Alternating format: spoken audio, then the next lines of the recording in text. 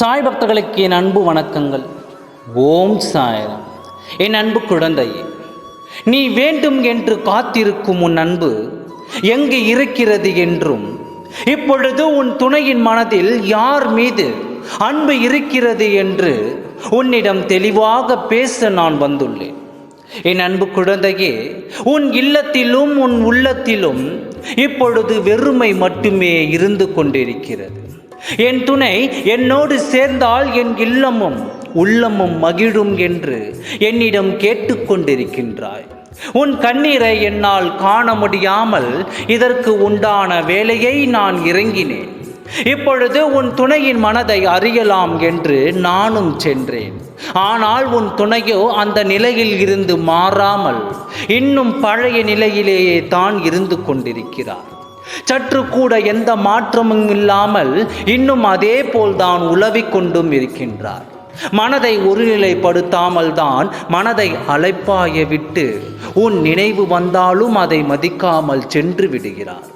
ஆனால் இது அவர் மீது தவறு இல்லை, அவருடன் வரும் கர்மா தான் அதற்கு காரணம். இதனால் உன் துணையின் மீது எந்த தவறும் இல்லை என்பதை நான் புரிந்து கொண்டேன்.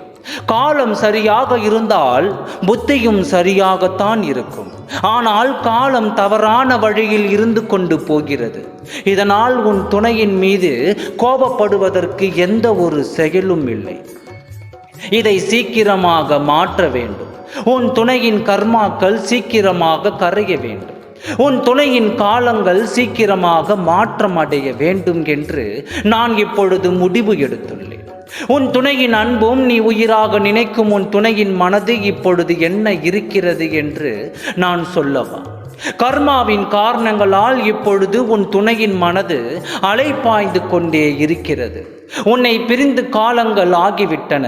இனி சேர்ந்த நேரங்கள் நீங்கள் ஒற்றுமையாக இருக்க வேண்டும் என்று நான் நினைக்கின்றேன். அதனால் இத்தனை காலம் சற்று காத்திருந்த நீ இன்னும் சிறிது காலம் காத்திரு. பொறுமையாக இருந்தால் அனைத்தையும் வென்று விடலாம்.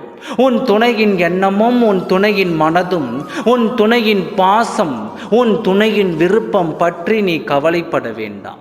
நான் கொடுக்கும் இறுதியான முடிவு உன் துணையின் வாழ்க்கை உன்னோடு தான் மறுபடியும் ஆரம்பிக்கும். சீக்கிரமாக அவர் மனதை மாற்றி அவர் வாழ்க்கையில் மாற்றங்கள் கொடுத்து அவரை உன்னிடம் திருப்பிவிடப் போகிறேன். நீ நம்பிக்கையை மட்டும் இழக்காமல் எதை நினைத்தும் வேதனைப்படாமல் இரு. அனைத்தும் நல்லதாகவே நடக்கும். ஓம் சாய்ராம். நன்றி, வணக்கம்.